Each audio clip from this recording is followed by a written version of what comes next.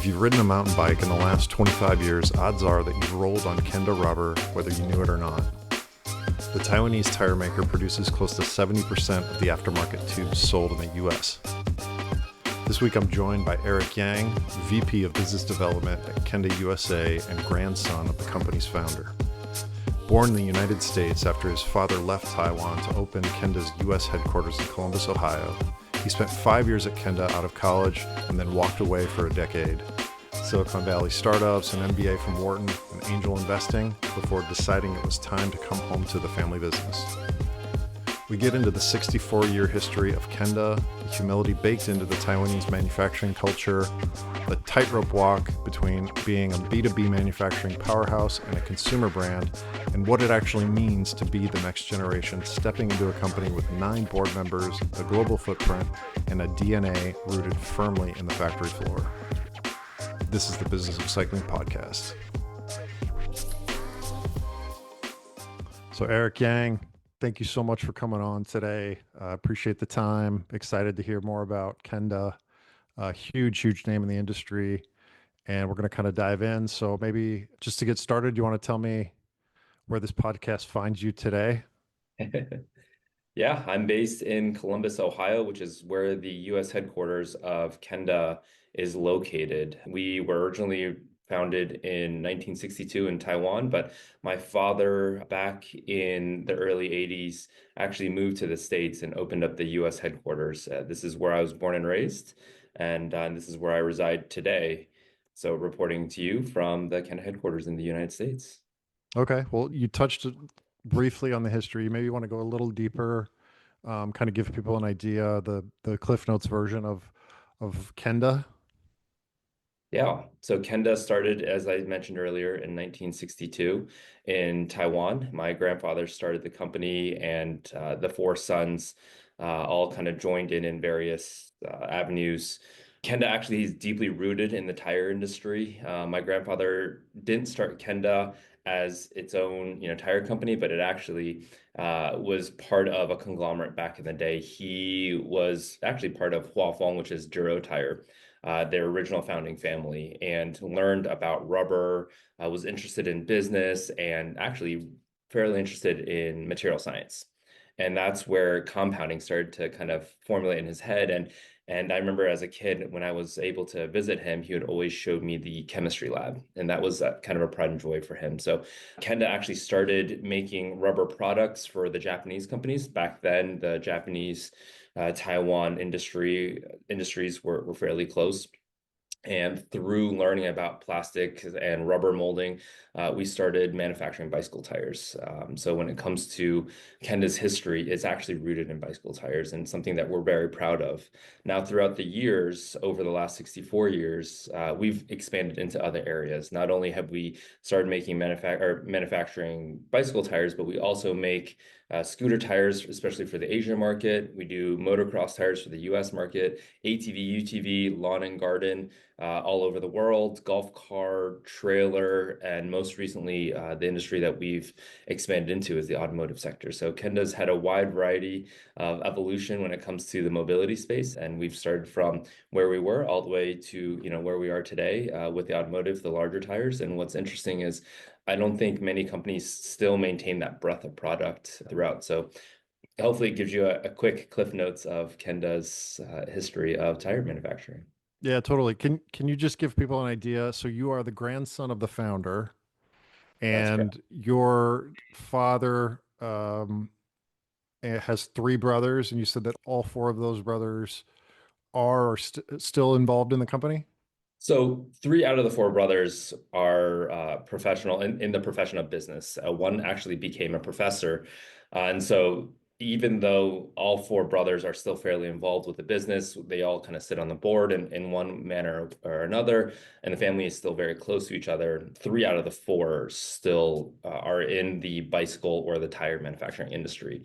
When my grandfather passed the business on, he passed it to my 3rd uncle, which is the uncle, my father's older brother.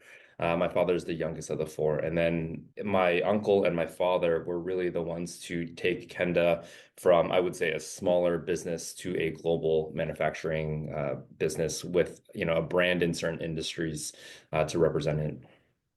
So, and you said that your father came and started the subsidiary in the US, which, based on just the size of the US market, I presume is an important subsidiary for you guys. And it sounds like he moved the whole family there and yeah, you speak English without an accent. So it sounds like you grew up there. So that was sort of that was like a strategic move that your father made. It was actually none of us were born. So I have two other siblings, an older and a younger sister. None of us were born in Taiwan. My father had immigrated here and had my older sister. And it was a strategic growth to place, somebody here in the States to look at the Western world.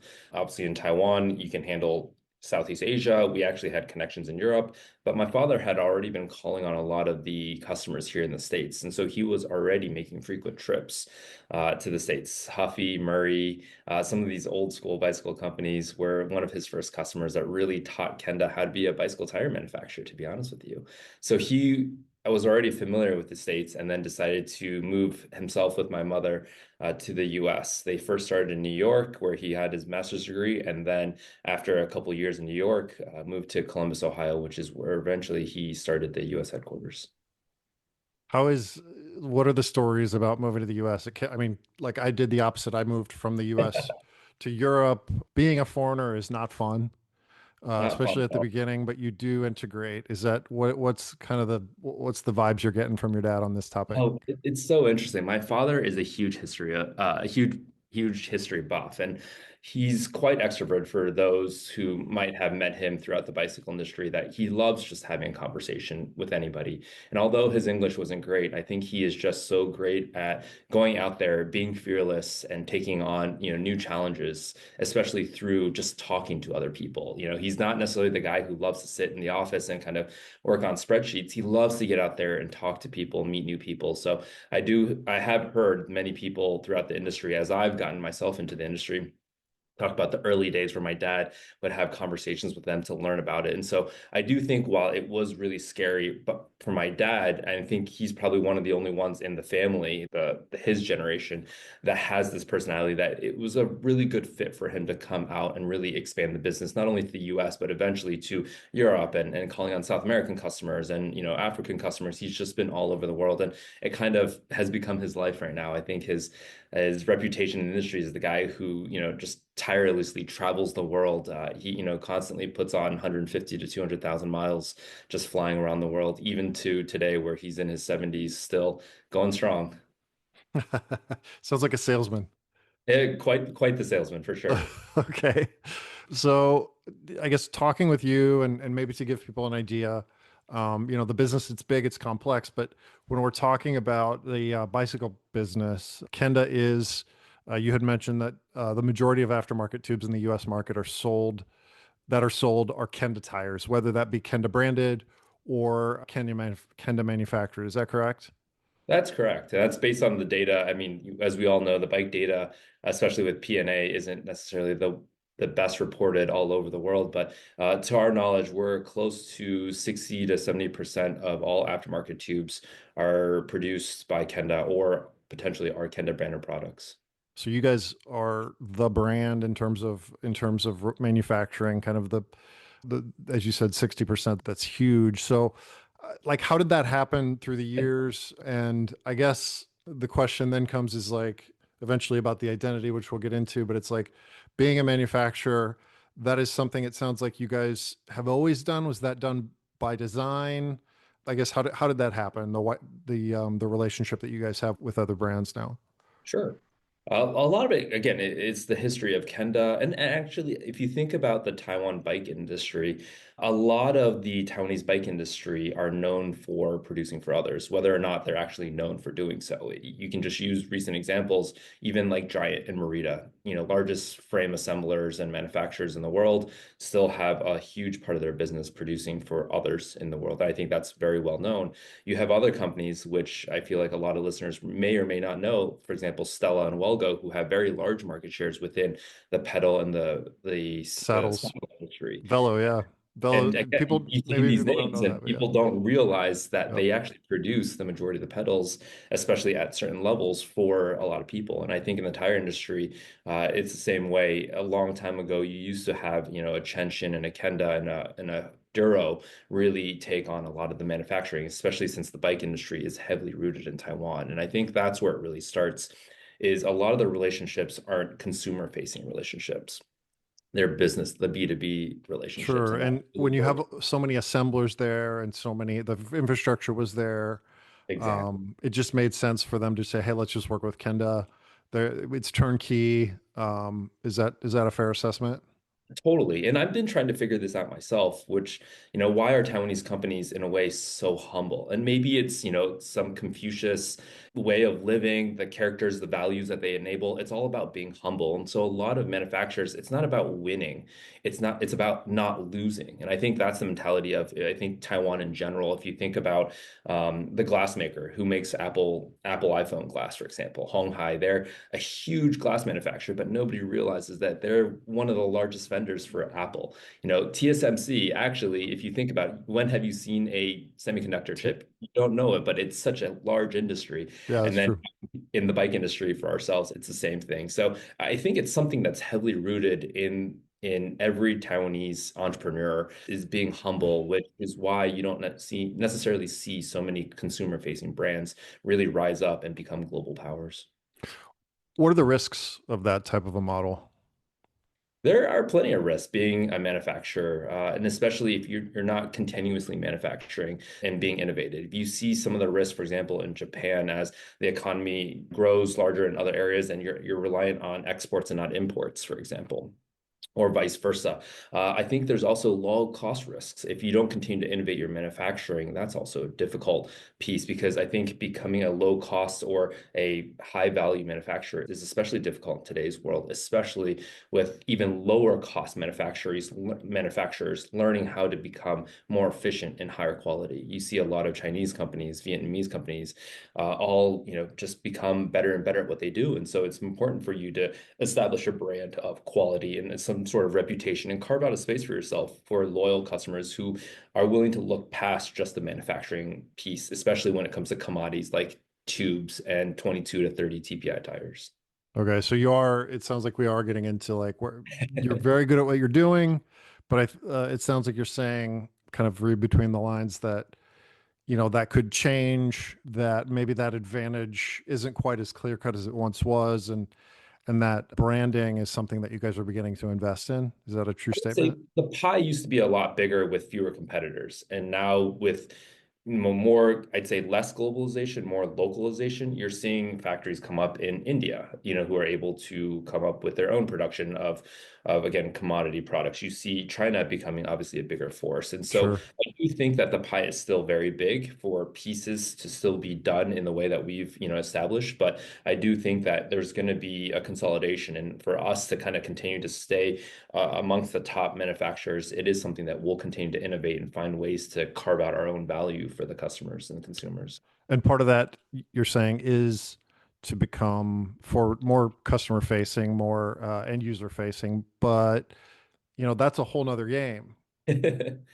It is, and it's the tightrope walk that we do every day. And to be honest, it's been like that for a while. I think a lot of folks may not know Kenda as well now, or know it as an afterthought. But there was one day back, I'd say closer to 20 years ago, where Kenda did have an Evergol, and we were a huge market share. Every bike, if you went to the first sea otters of the day or Interbike, if you go on the show floor, to be honest, I would say the majority of the mountain bikes were on the Kenda Evergol or the Kenda Small Block 8. And so there was a time that Kenda was a strong consumer brand, and especially if as we grow in other areas and sectors. For example, if you are a golfer, if you look on your golf cart, you'll see a Kenda tire on almost every single golf cart in the world. Automotive, as we become stronger in automotive, this is one area that will be unique to us. You know the likes of Goodyear, Pirelli, Michelin, Conti, obviously in the automotive space, and I do think that that helps their brand image within the bicycle space. And I do hope that that will also help Kenda provide some sort of value and differentiation between the other brands. So there are going to be ways and challenges along the ways, but it's kind of part of doing business is evolving to what the consumers are looking for these days and adding the most value in terms of a brand. So I guess just circling back to the kind of the first Yeah. couple of topics, what is your role in the company and your studies, you kind of where you came from and what your goals are, so we can kind of Yeah, we kind understand of a little jumped bit. ahead of that. So Yeah, I think uh, I'll put that at the beginning at this point because we skipped over it. But all good, all yeah, good. No, it's been an interesting ride for myself. I joined the company shortly after graduating university, again here in the States, and I started in the automotive space. That was kind of the newer space I wanted to dive in, and that was where the United States was heavy in. After 5 years with Kenda, I decided to leave the company and I moved to San Francisco to work for a handful of startups.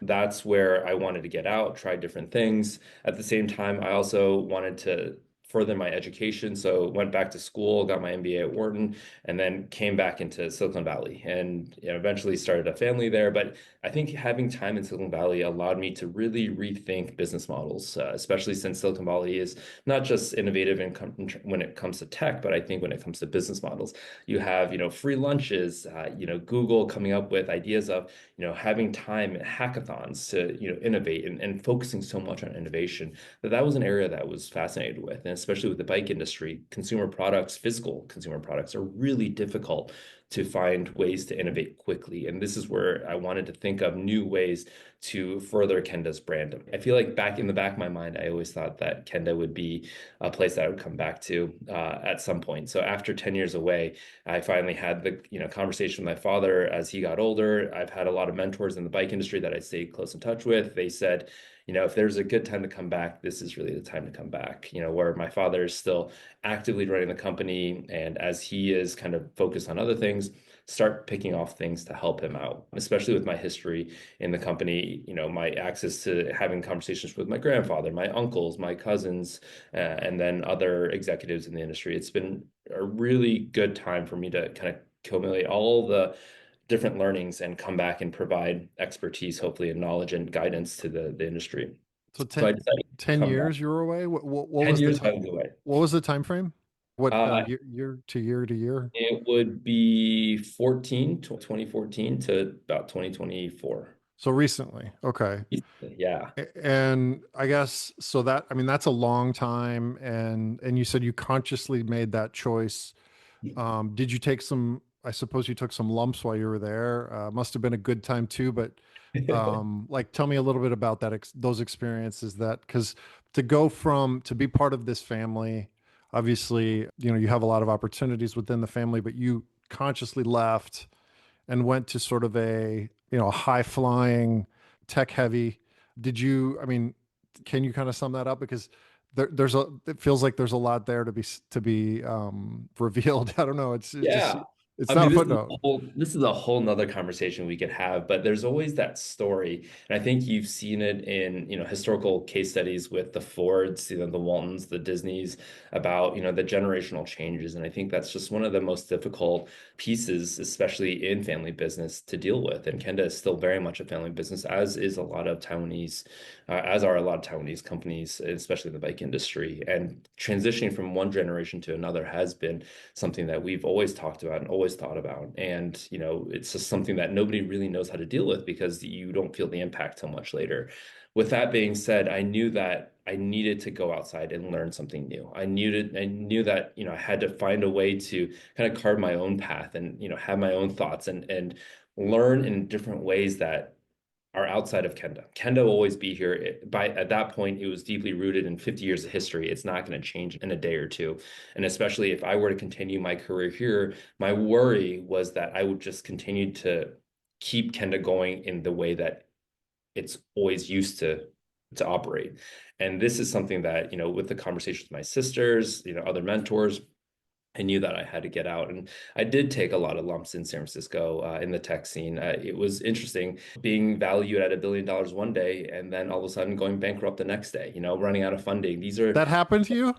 It didn't happen to me specifically. I was not an entrepreneur, Oh, but okay. a startup. was one of the fastest growing startups. We were doubling sales every other year for 3 years, and all of a sudden, one day we couldn't hit the numbers our investors wanted to, and all of a sudden the funding ran out. All of a sudden we couldn't keep the momentum up, and within 1 or 2 years, things all of a sudden changed quickly. And this is just Silicon Valley, it's It's a keep going long way from humble kind of, because I know Taiwanese are conservative, for sure. lots of money in the bank, Yep, cash flow typically. positive Yeah, businesses, yeah, high margin businesses. yeah. But it's fascinating. Again, this helped me just see what other people are doing. To be honest, you see some of that come into the bike industry, and you see Chinese companies and Indian companies be super aggressive with different business models around the world, and it's just evolution in my mind, where you got to kind of keep up with it, and evolution will kind of weed out the weakest. And so my hope is to be able to bring new thought processes along with our existing core, and be able to reinvent ourselves just enough to continue to maintain who we are while trying to find new areas to grow in. So you were in how many different startups? Like, are we talking like a couple different ones or I worked for 3 startups and one consulting firm.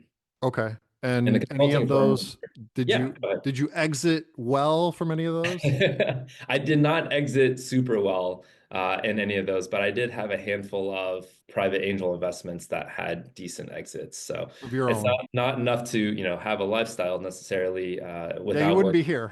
Yeah. Or maybe I would be, Or maybe I you think would. I don't again, know. we're deeply rooted in the family business, and it's more than money and a lifestyle for me. It's really a history of the connection with my grandfather and the family, and all the work that they put into it. It goes more or beyond kind of money or a certain lifestyle or status.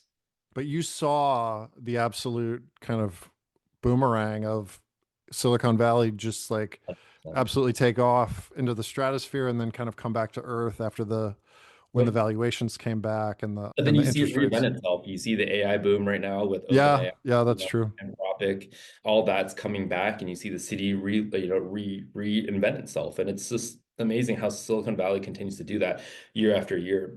Ever since the early, I don't know, 60s, 50s, with innovation. So you were able to step into that, but then you sort of stepped out of it, correct? That's Like now correct. you're living in Columbus now?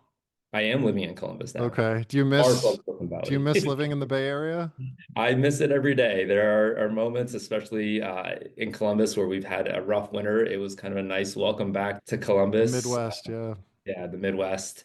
There's a lot of things that I love about Columbus, and there's a lot of things that I miss about San Francisco. So luckily, we had the benefit to still have family in San Francisco, so I'm able to visit them. A lot of friends and family, and a huge network that I want to continue to keep in touch with. Again, I'd love to bring in a lot of this innovation that I've learned about how to do business, cold calling, and direct just the data piece of it. AI is going to be everywhere, whether you're in cycling or straight tech. Obviously, all of us have an impact of how AI is being used, and learning how to use it even better through my connections in Silicon Valley is something that I don't want to lose while coming to San Francisco or coming to Columbus. So I do hope that I'm able to continue and push the company in, kind of the newer world with technology and data, even though fundamentally we're still a manufacturer with tires. So what is your mandate, I guess, in the next 3 to 5 years? What is your specific role, I guess, Yeah. um, in the company now? Good question. My role is the vice president of business development, primarily here in the States. Now, I do get exposed to other areas, whether it's our European office or our Asia manufacturing. For example, I was just talking about how I just got back from Asia, talking to our global sales team. So I do have influence and exposure to the global sales team, but learning all the different pieces is still something that I'm kind of in phase one, phase two of understanding what is going on with the business, learning about our customers, meeting a lot of our huge suppliers and our customers here in the States. And then on top of that, just trying to navigate the volatility that I think we've seen in the last 5 years has Sure. been quite interesting. I came back right at the tail end of COVID, where everybody was still having inventory issues and supply chain was still trying to figure out. And then we go right into the new administration with tariffs and raw material prices and wars. And it's just been a nonstop learning process. And I still have a lot to learn. So the next 2 or 3 years, it's really understanding the business a little better, trying to find out new opportunities. Again, luckily, we have a stable base of business, but just trying to find other areas to grow Kenda in, and hopefully continue to learn how to be a strong leader within the company. So you are business development. That means sales, sort of P&L, I suppose, for the U.S. subsidiary, That's right? correct.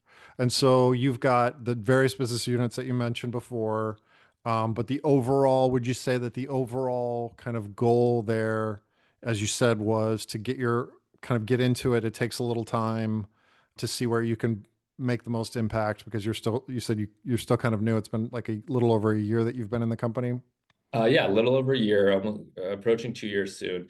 And obviously, with my father and a lot of senior managers, the great thing about Kenda is we have such a strong, loyal base. What's interesting about Kenda is most of our employees here in the States have been with us for over 15 years. And then in Asia, the average tenure of our office employees is well over 25 years. And so Kenda is deeply rooted in our culture and history and extend our family business outside our family, but to our employees. And I think that's something that people have been really excited to work with Kenda, and we can talk about the reputation that Kenda has, but just being a loyal company that brings our vendors and our customers in almost like a family has been one of our strengths. And with that being said, it's not like I have a rush to learn something. There's not a huge exodus or a turnover that I'm willing that I need to kind of worry about. I can take my time and learn from all the seniors above me to find out who Kenda really is and hopefully again find my place and help provide a direction of where Kenda will be in the next 10, 20, hopefully 30 years after that. Right. Yeah. It sounds like it's sort of a succession discussion here. Potentially. Um, I don't think my father necessarily thinks of it that way, and it's still yeah. very open because we are Okay. a large company. But in one way, with my history with Kenda, I think there will be some involvement of some sort with the leadership at Kenda. Are there other, so it's your father, and are there other, like, do you have siblings that are working in the company as well? Siblings are not, but they are essentially my strongest advocates and really my strongest consultants. I love having them being outside the industry, providing me exposure not only to my own behavior of how other executives are doing it, but then how their industries are doing it. Both of my sisters are heavily rooted in CPG, academia, and now tech. They actually are all in the Bay Area. Their husbands, my brother-in-laws, are all, business minded folks are highly educated with strong networks. And it's great just having this support system as I go through my journey with Kenda. But it's always been fun just having the family together. But that's my immediate family. When you look outside to my father, who had 8 other siblings, there he was one of 9. All of them actually have a board seat with the way that the Kenda structure works. And so even though there are a handful of majority shareholders, every family member has a voice in the operations. And so I would say it's not just managing the business. I think a lot of my time now is spent also managing the family and just I wouldn't say managing, but getting to know the family and making sure that we all come together and to be honest, utilize all the resources that we have at our disposal to push Kenda to the next generation. Yeah, it And sounds that's like you're sort of the eyes and ears for the US. And so your father is the 100% managing, like yep, in global charge of CEO. the US. Oh, he's actually not only the US, but he's the global CEO at this moment. Oh, So okay. he's chairman of the board, global CEO. My uncle, who was previously the chairman of the board and CEO, has stepped as more of an advisor role, but is still active. And then I've got a handful of cousins who are active within the company or had been active and have now kind of retired from the company, but still active on the board basis. And then just being a family business, there's, every day there's a new chat about, something with the business. There's just always new ideas coming. So it's still quite a family business that will become more complex as there's more generations and more family members who have, a share or a voice or, even more thoughts that they have. So can't wait to have the new generation come in and provide another layer of diversity into our family. Sounds like complexity to me. It is complexity, but it can be used an advantage if managed correctly. And Yeah, that's something that you will definitely have to deal with even more so as the family spreads out. And again, a lot of case studies with different families. It's not like our family is the first one to have dealt with it. It's not like our family will be the sure. No, last of one course. to deal Of with it. course. So really excited for the opportunity to expose myself to all these new things. So yeah, it sounds like you're in, and I know one of the big topics that we wanted to speak about was building a brand, building the Kenda brand, but it sounds like, if I understand correctly, that that is important, but it sounds like you're more getting integrated into the entire kind of organization at this moment is probably the highest priority.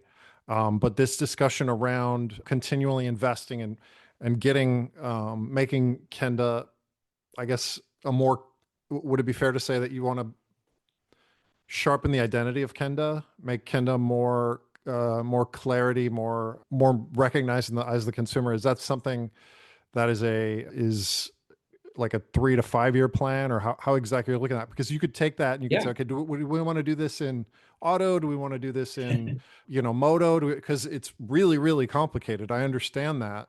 And if you do begin investing in those areas, where, right? And so I guess, how do you guys view that in terms of brand equity and, I guess, category? Because you have category, you have geography, and then you have what is the message within each category. There's more categories. Like in cycling, you guys are stronger in mountain bike rather than road. So it's like, how are you seeing that? And now that we're speaking about it, that's an incredibly complex topic.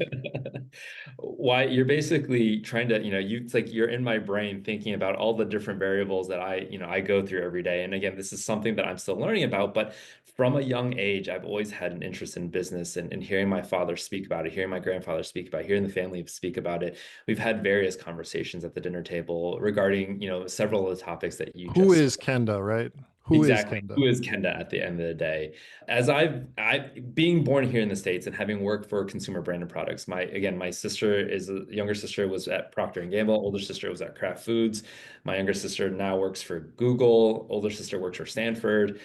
A lot of strong brands here, and they're all marketers at heart. And so am I. I have a degree in Americans are marketers in at heart. general, right? Yeah, We're it's very true. consumer product oriented, and it's Yeah. something that we're trying to balance our heritage, of who Kenda is. And not growing up in Taiwan, I think the one thing I lacked is, compared to my cousins, is just understanding the manufacturing side and how important that is to Kenda's DNA. And so when I came in here, that is something that I was cognizant of and something that I wanted to make sure I truly understand. And to be honest, that is Kenda's strength. That's Kenda's DNA. And ultimately, even if we prop up all these different offices and hire all these marketing folks, the Kenda engine really doesn't run without the manufacturing piece in our Well, factory. and I don't know if you I don't know if it's even possible in a really short time frame with all the things that you guys do, Exactly. to be able That's to. the point. That it's not possible. I don't believe it's possible in a short period of time. And something that I am very cognizant about is where is our money best spent at the end of And the day? you would have to renounce some of the stuff that you do, I think, because Yep. to have a really clear message in the minds of the consumers, you do have to sort of tighten up and go deeper rather than wider. And you Well, guys and are there's just, by different nature, ways, you're right? very There's wide. there's Schwalbe. You look at Schwalbe, and they've been one way where they've manufactured just tires for themselves. But then you look at LTT and Lion, who produces Victoria tires, for example. They produce for others. You look at Giant being kind of the classic business model, and again, at what level does consumer branding mean to you or the company? And that's something that we are still trying to figure out. Where's that dot? Where's our ending point? But it doesn't mean that we're not trying. And so in the short term, you'll see a lot of things, especially these days in bicycles specifically, where we are doing a handful of strategic actions to start changing the mindset of consumers. I think there's a huge presence in e-bike, for example, that Kenda has developed. Again, not necessarily the sexiest high performing product, but as e-bikes become more about safety and reliability, Kenda, that kind of fits into Kenda's bread and butter.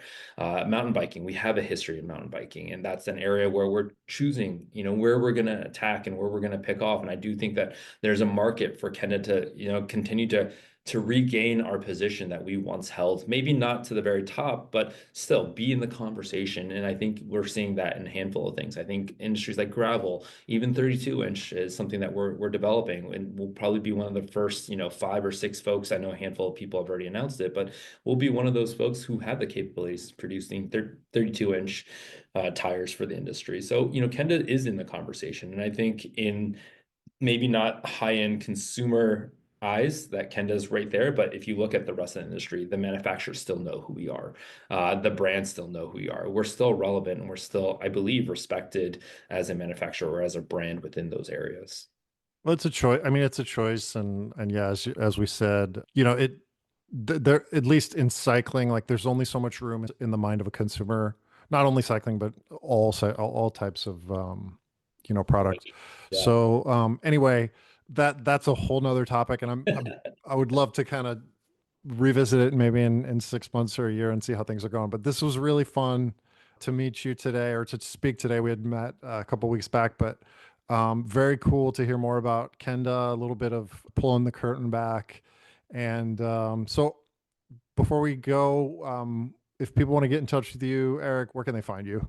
Yeah, no, well, first of all, thank you, Wyatt, for the time. It's been a pleasure talking with you and getting to know you through these last couple of weeks and months. Obviously, being in the industry, it's not that big, and as I dive deeper into it, getting to know all these really cool people with all these cool backgrounds, and just learning from everybody is something that I again enjoy. Similar to my father, I think I've kind of picked that up where you really could learn from everybody in the industry. So I appreciate your time, and I appreciate the time here on the podcast. If anybody wants to get a hold of me, the easiest way is through LinkedIn. Eric Yang is pretty easy to find. I am connected to Kenda, so it won't be too hard when you say Eric Yang Kenda to find me. So excited to just have that discussion and continue to reach out to the industry. The industry is going through tough times, and I do believe that we've got to all work together to make this better for all of us, whether it's through a supply chain issue, through a product, a whole bunch of stuff. But we've got to work together at the end of the day to really turn it around. So hopefully we can do it in the next 2 or 3 years. Well, thank you, man. I really appreciate it, and can't wait to meet you in person. Hopefully, one of these shows, or in the U.S. or somewhere. I'm sure our paths will cross for sure. Okay. Thanks, Eric. Thank you. Take care.